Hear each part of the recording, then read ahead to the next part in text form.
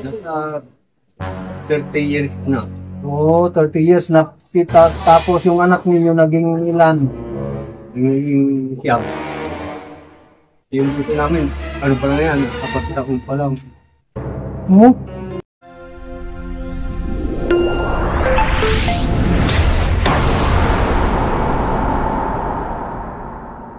What's up once again? At mayroon tayo ulit na pupuntahan mga kalingap dito po sa lugar nito.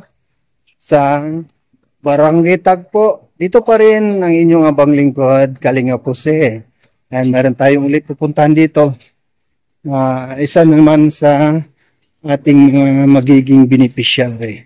And shoutout ko muna. Shoutout po sa ating kasamahan, si Secretary. Yan, anong pangalan? Ika. Yan. At meron tayong pupuntahan ulit dito. Adan, Bilasol. Yan, si Adan ng Bilasol, si Nanay. Nanay, kumusta Nay? Sinong kasama mo dito, Nay? Yung anak mo. Nasaan yung anak mo dito, Nay? Tara. Hello! Hello, magandang tanghali po. Tagado. Oh. Tagado. Sir. Bakit? Si. Anong pangalan mo, Nay? Maricel. Maricel. Maricel. Yung si Nanay Maricel. Ilang taon na si Nanay Maricel? 48? Tapos yung mga anak mo, Nay, ilang taon na sila? Sa katrabaho. Sir. Yung nandito? Si Arnel. Arnel. 20. Ano yun, lalaki, babae? Lalaki. Ay, lalaki. Bali ilang anak mo rin, Nay? Namin po kami, di 9. 9 po kami. Yung mga anak mo, bali 9? 9 po kami namin. Daman po sa nga. Pero 9 po namin sila. Pero dito kayo lahat ay bali 9 lang po kami. 9. Ay ibig sabihin, 7 ang anak mo. Di pang siyam ikaw at saka yung asawa mo. Si anong pangalan ni asawa mo? Ha? Adan po. Adan. Anong trabaho ninyo ay Nay? Dama. Oh, paano kayo nabubuhay to kung wala kayong trabaho? Si tatay, anong trabaho ni tatay? Laborer. Ha? Laborer. Labor. Ilang taon na siyang nagtatrabaho bilang labor? Labor sa ano? Traction. Sa construction. Magkano ang kinikita ng construction na eh? 500. 500. Malaki na yun ha. Labor lang, tapos 500. Malaki yun. Minsan po, 400. Ha? Minsan 400. Oh. Sino kasama mo dito, Nay? Yung mga anak mo.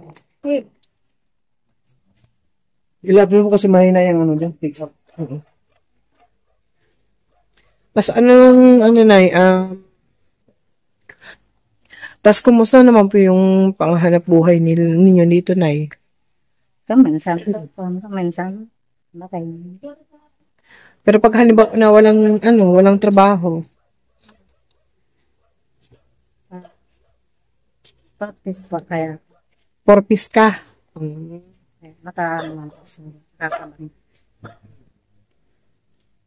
Kasi yung ibang mga porpis yan eh. Yung ibang porpis na tawag dito, bago sila ng kanilang pera, marilisan ng pera, nakaano na sa mga utang lahat. Talaga, pinangutan ko naman sa bukas. Pero okay lang yan, at least pagkain nun ay. Tapos yung mga anak mo po, ano yan? Usad man, aduhan man sa na po ng display sa ako. Taso, dapat po, kaya, usad ko ng display na display na rin. Kinasusad ko ng tagang may binagsak siya ng May nabagsak sa isa. Pwede naman niyang i-as yun. Opo, wala pong kwanti pa ng gastos. Mm-mm. Anong grade na ba yung mga anak mo, Nay? So, nagtarang po, tapos, para, pat na sana pong bulan, nagtarang na siya, tapos, ano siya, grade 12. Kinasunod-sunod saya, nag-eskwela pa, grade 11. So, nag-eskwela pa ng grade 3. Kinasusad po naman, grade 0. Ilan na edad mo, Nay? 40. 48. Nag-40 na sa So, yung asawa mo po, Nay? labi na po siyang 50. 50. 56 ganyan. Tapos, wala pang ibang nakakatulong sa inyo, Nay, na mga anak mo? May nakatulong naman po. Pero may asawa na siya. Nagtatrabaho. Ano pong trabaho ng anak mo? Card. Sa card. Sa card bank? Ibig sabihin nakatapos ng college. Tapos yung mga anak mo ngayon, na 3, Hindi naman po. pero po yung 2 nag-aaral pa rin, ano? Tapos yung asawa mo na yun nandito. Naman po nagtatrabaho. Nagtatrabaho. Ay, kasama yung isang anak mo na hindi pumasok na. Lalaki na. Tapos yung ibang pang anak ay lalaki din. Ay, puro lalaki. Talong babay, minsan naggilang po siya. Nagtatrabaho nga siya. Kaso naggilang po. Ba't anong trabaho nung isa? Sa ano po, nag-iba-iba pinante. Yan po sa kabase. Sa hardware po.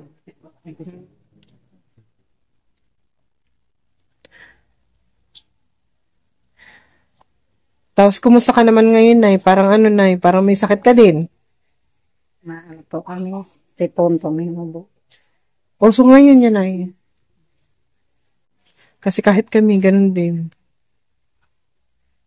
Tapos, etong buong bahay mo, Nay. Buong bahay mo to, ito. Right. Nanood ba ng YouTube yung mga anak ni nanay?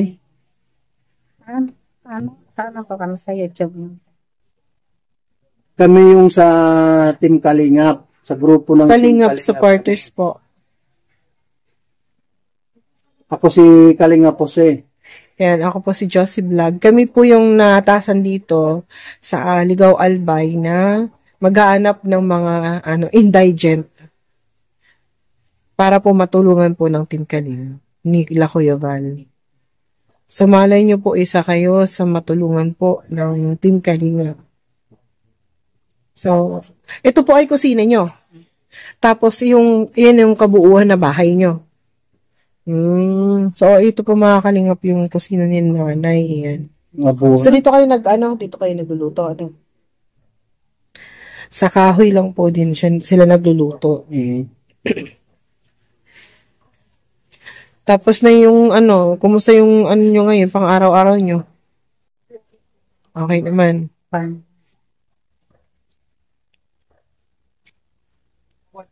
Nakakaraos naman na or hindi? Sapat ba ang kinikita na Hindi naman. ng asawa mo? Hindi naman po sapat. Sapat Di ibig sabihin na nakakaramdam din kayo ng hirap Nay? Anong hirap ang naranasan ninyo, Nay? Kuminsan kung wala pong yung pangsali, kuminsan kung wala pong pangulam, o kaya pong panggastos. Halimbawa, Nay, wala kayong pangsaing. Saan kayo tumatakbo? Utang po. Mangutang. Kung paano, Nay, kung halimbawa yung tindahan na pinag-utangan ninyo ay ayaw na magpautang sa inyo kasi sabihin nila na na marami na kayong utang at puno yung notebook sa listahan ninyo. Kung halimbawa na magreklamo yung tindahan, ano ang gagawin mo, Nay? Test na. Magtis na lang. Pero may papautang lang. Paano? Oo, kahit na paano naman ay nagpapautang naman sila.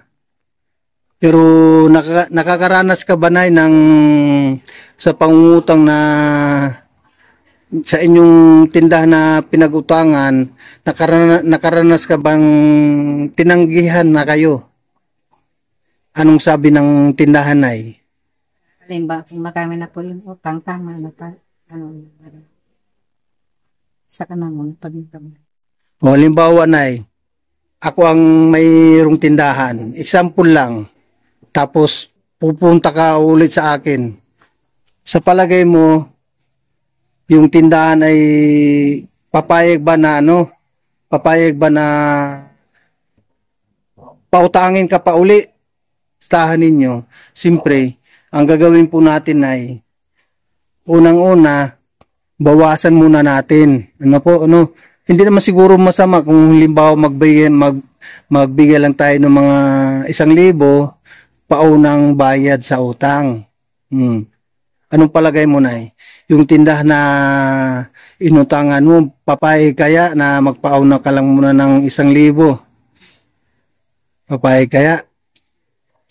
No.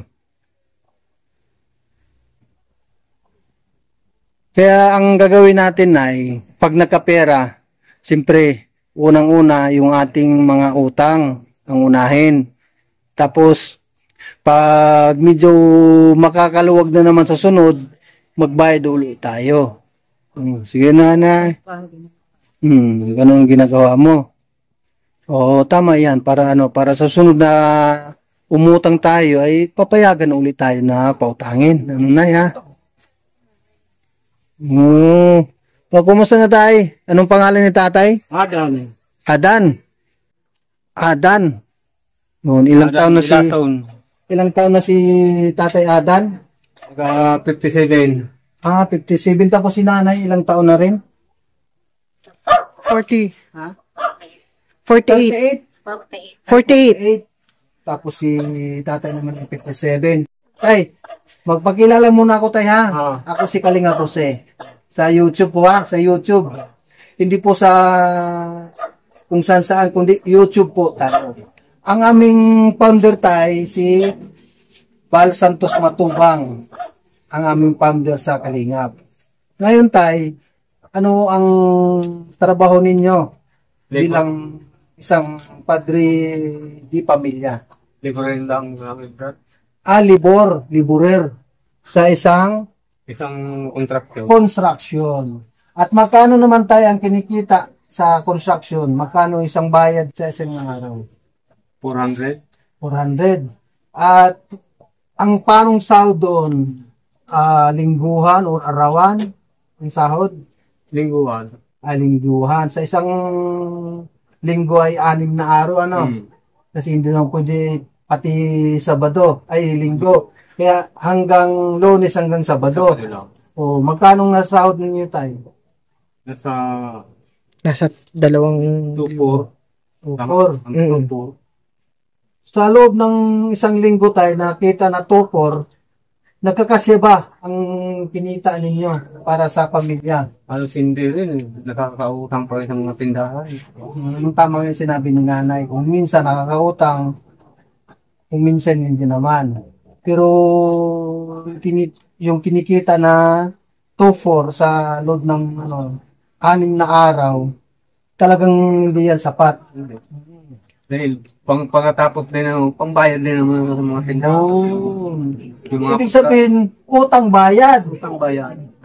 Pag nakabayad ka, utang naman ulit. Kung bayad ka sa Sabado, pag linggo, mangutang ka naman.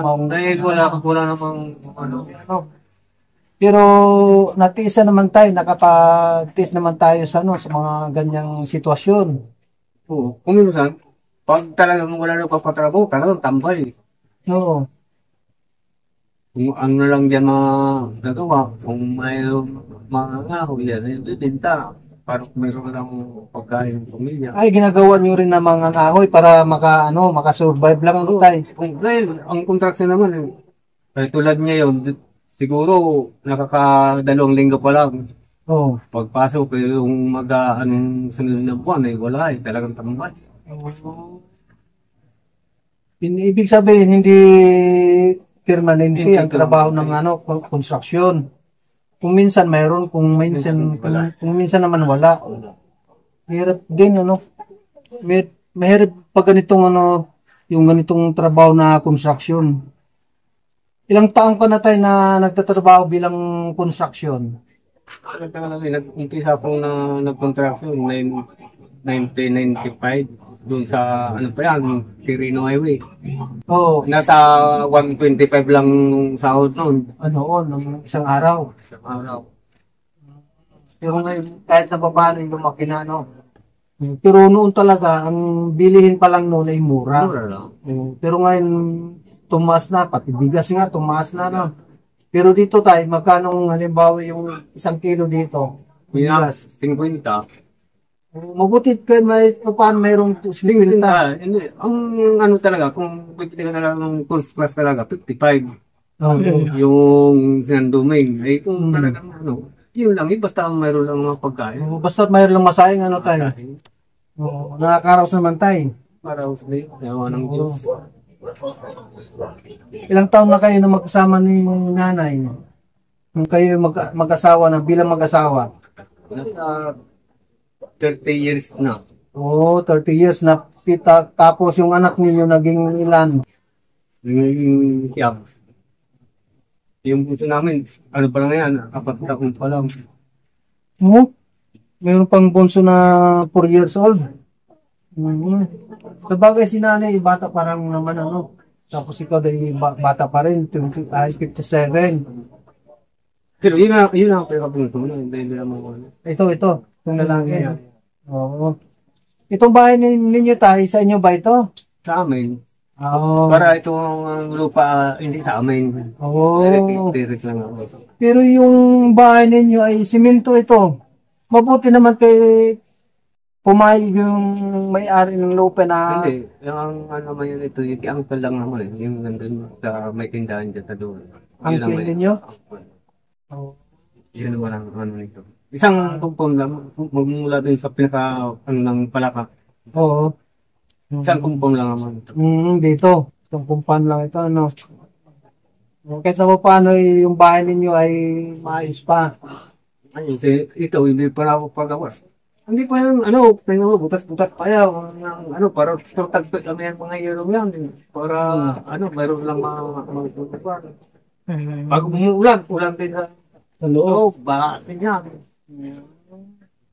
At least malaki yung bahay ninyo tayo. Ilang kwarto ito?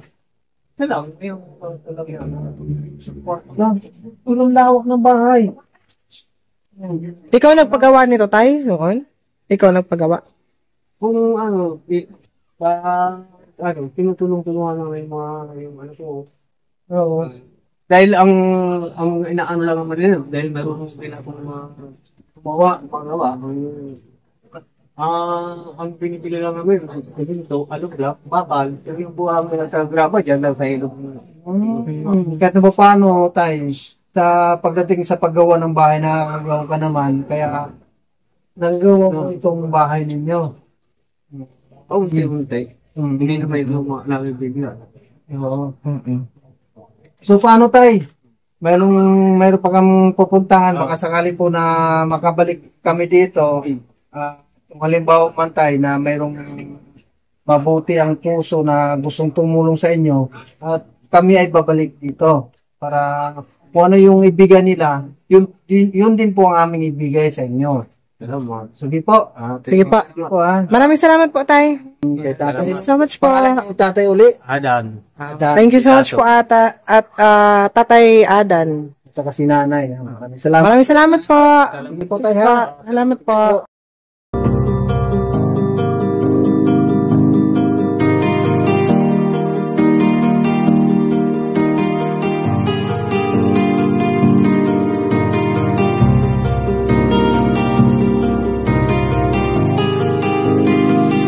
Para sa inyo, lagi nandyan siya at mag-aabot ng pag-asa. Kahit gaano kahirap, kakayanin para lang makapagpasaya ng kanyang kababayan na lubos na nangangailangan. May kalinga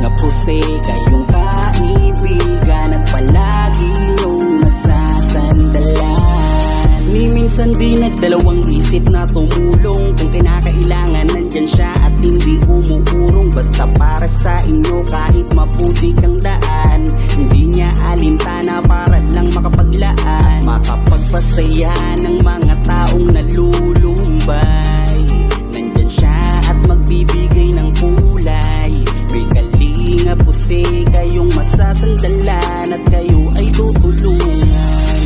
Kaya huwag kang mag-aalala, meron kayong masasandalan.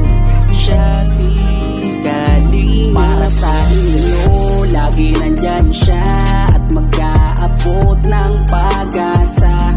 Kahit gaano kahirap kakayanin para lang makapagpasaya ng kanyang kababayan na lubos na nangangailangan. May kalinga pusi kayong kaibigan at palagi niyong masasandalan.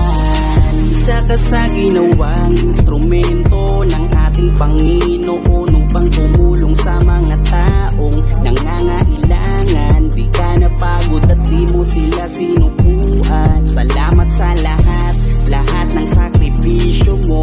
Ang iyong pagtulong ay laging bukal sa puso mo. Laki sa hirap at palaging nagsusumika para makatulong sa mga mahirap. Lagi niyong tatandaan, may isang taong maglalaan. Tulong sa mga mahirap, di mapapagod kahit na para sa inyo lagi nandyan siya